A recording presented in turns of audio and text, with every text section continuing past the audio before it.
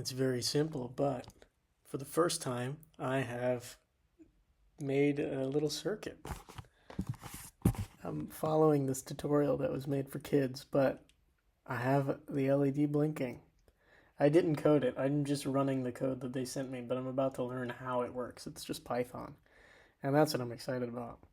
But look at that.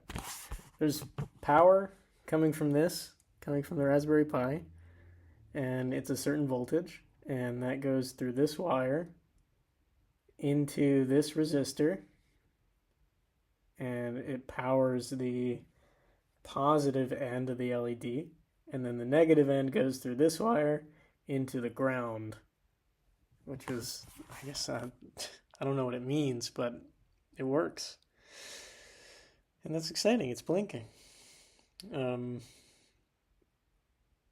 There's a lot in this kit. There's a lot of stuff here. Some really cool stuff, like a keypad and a screen, and I'm excited. This could be fun. Okay, I've added a switch now.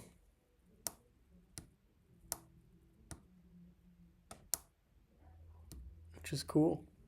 So, power is coming from here, going over to this resistor, which goes into the LED, into the positive side, right?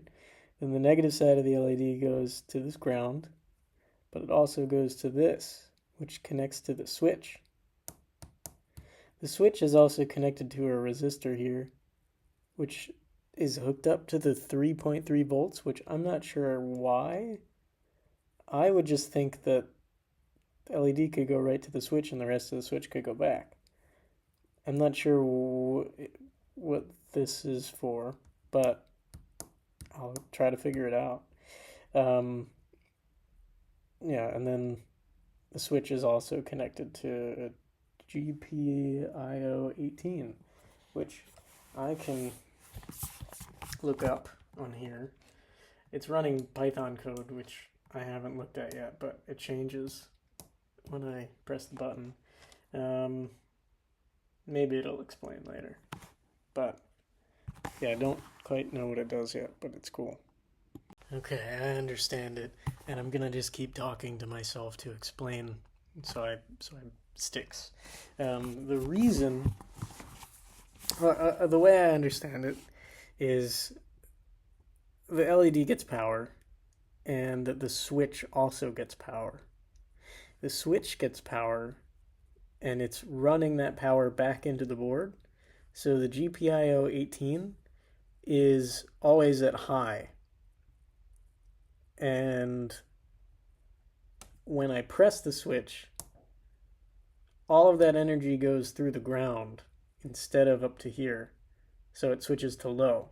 And what the code checks for is when GPIO 18 is low, then that means the LED is on.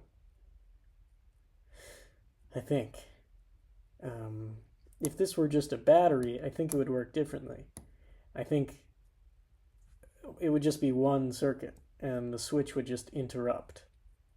But the system needs, the computer, because there's a computer involved, it needs to check. It needs input to know if the switch is pressed or not, which has this extra step. That's how Google Gemini AI explained it to me. I think I understand it.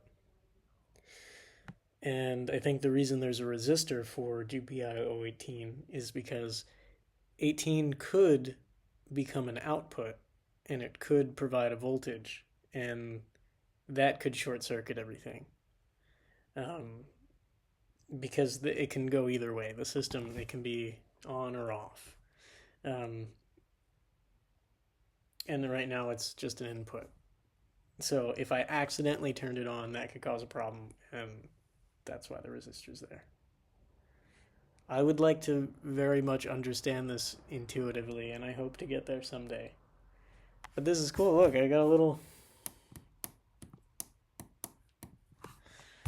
That's cool.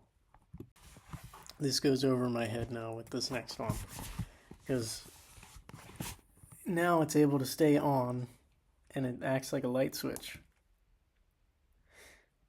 And I truly don't understand how that works now. Because I thought the circuit only worked if I was connecting whatever that piece is inside the switch, closing the circuit. When it was pressed, it was physically closed and the circuit could flow. But it's not pressed and it's still working. And I guess I just keep thinking of it in terms of a battery. But I know that's like a battery and a circuit. But because it's a computer, it's different. And I'm not smart enough to understand this easily. I'm going to have to just keep talking to the chat to get it. I think my misunderstanding comes from that the switch comes after the LED. And that's the difference. If I was building this with a battery, I would put the switch before the light, but the switch actually comes after. The positive goes to the LED first. And so it does not work like a physical switch that I'd be thinking of. It doesn't work like an actual light switch. GPIO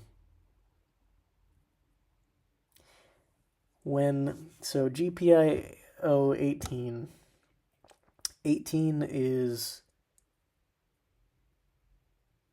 low, right? And when the LED is on, this is low. When I press this switch, this is high because the 3 volts is going to it. And that toggles whether 17 is high or low. So right now 17 is low and this is high. When I press the button, it toggles these two. So 18 is low and 17 is high, which I guess is on and off basically.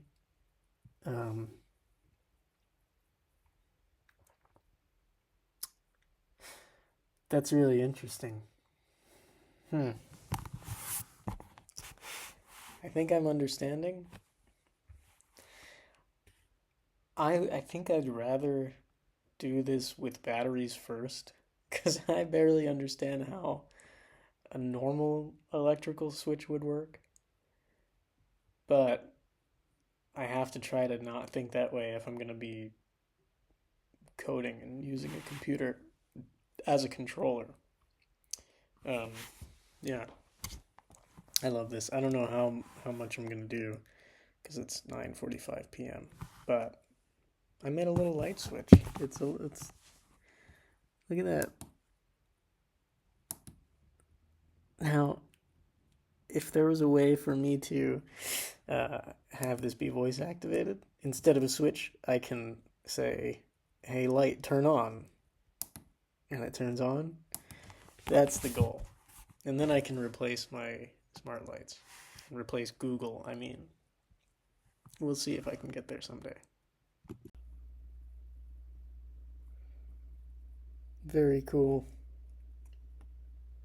I hope I get to the point where I'm able to like turn a dial and adjust the position.